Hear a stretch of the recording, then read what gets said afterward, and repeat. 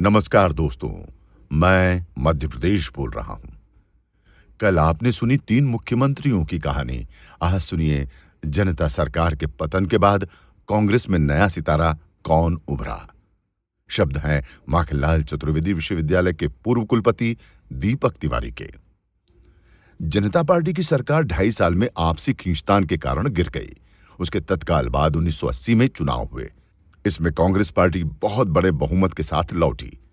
इस बहुमत ने कांग्रेस के भीतर नए समीकरणों को जन्म दिया और कांग्रेस हाईकमान ने शुक्ल बंधुओं को नियंत्रित करने के लिए अर्जुन सिंह को मुख्यमंत्री बना दिया।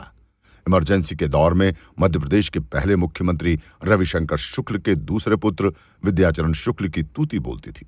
विद्याचरण ने हमेशा केंद्र की राजनीति की और कभी विधानसभा का चुनाव नहीं लड़ा, लेकिन उनका गुट मध्य प्रदेश में महत्वपूर्ण रोल अदा करता रहा। यही वो समय था जब कांग्रेस ने मध्य प्रदेश में गांधी परिवार के करीबी कमलनाथ को छिंदवाड़ा से चुनाव लड़ने के लिए तैयार किया। कमलनाथ इमरजेंसी के समय बहुत ताकतवर भूमिका रखने वाले संजय गांधी के बचपन के मित्र थे।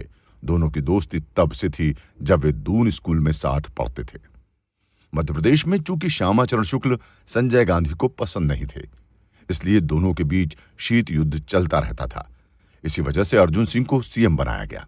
अर्जुन सिंह ने सबसे पहले प्रदेश की सांस्कृतिक और सामाजिक ताकत को भारत के सामने एक शक्ति के रूप में प्रदर्शित करने की शुरुआत की। संपूर्ण भारत से बड़े बड़े कलाकारों को उन्होंने इकट्ठा करके भोपाल में भारत भवन की स्थापना की। अर्जुन सिंह ने जिस तरह की सरकारी सहूलियतें लेखकों और पत्रकारों को दी, बाद में उसकी नकल बहुत से अन्य राज्यों ने की। कम बोलने और पढ़ने के शौकीन अर्जुन सिंह ने एक तरफ साहित्य और संस्कृति के माध्यम से प्रधानमंत्री इंदिरा गांधी को प्रभावित किया, वहीं प्रदेश में कांग्रेस की राजनीति को नए तरह से परिभाषित भी किया। उन्होंने सहकारिता के आंदोलन को मजबूत किया और अन्य पिछड़ा वर्ग के नेताओं को सुनियोजित तरीके से आगे बढ़ाया। ओबीसी वर्ग को राजनीति और सत्ता में हिस्सेदारी के लिए संवैधानिक आयोग बनाने वाला पहला राज्य मध्य प्रदेश था।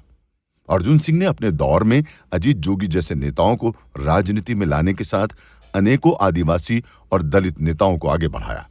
आदिवासी नेता शिवभानु सिंह सोलंकी को मुख्यमंत्री न बनने देने के आरोप भी उन पर लगे। गरीब गुरबों और सर्वहारा की राजनीति, जिसे आज रेवड़ी की राजनीति कहा जा रहा है, उसकी शुरुआत उन्होंने झुग्गी झोपड़ी वालों को जमीन का मालिक, रिक्शे वालों को रातों रात रिक्शे का मालिक, एक बत्ती निःशुल्क कनेक्शन आदि देकर अपने समय की राजनीति का नया व्याकरण रचा। अपने राजनीतिक समर्थकों को किसी भी स्तर तक जाकर मदद करने की परिपाटी उन्हीं की देन है। सख्त प्रशासन के मामले में सिंह ने संदेश देने के लिए अपने मुख्य सचिव तक को बर्खास्त कर दिया था। साहित्य के क्षेत्र जहां उनका योगदान अविस्मरणीय रहा, वहीं उनका राजनीतिक जीवन अनेक निर्णयों के कारण विवादास्पद रहा। दिसंबर 1984 का भोपाल गैस कांड उस समय का सर्वाधिक चर्चित रहा, जिसमें हजारों लोग मारे गए और लाखों प्रभावित हुए। उसी समय इंदिरा गांधी की हत्या उनके सिख अतिवादियों द्वारा कर दी गई, जिसके कारण प्रदेश में कई स्थानों पर दंगे भी हुए।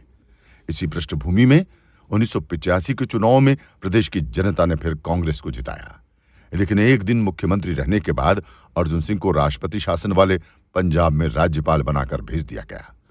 कांग्रेस हाईकमान ने तब दुर्ग जिले के मोतीलाल वोरा को मुख्यमंत्री बनाया। इसके बाद फिर से प्रदेश की राजनीति मुख्यमंत्री बनाने और हटाने के खेल में अगले 5 साल चलती रही। वोरा के सीएम बनने के बाद कुर्सी की अदला बदली की कहानी कैसी रही, सुनिए कल 11वें भाग में।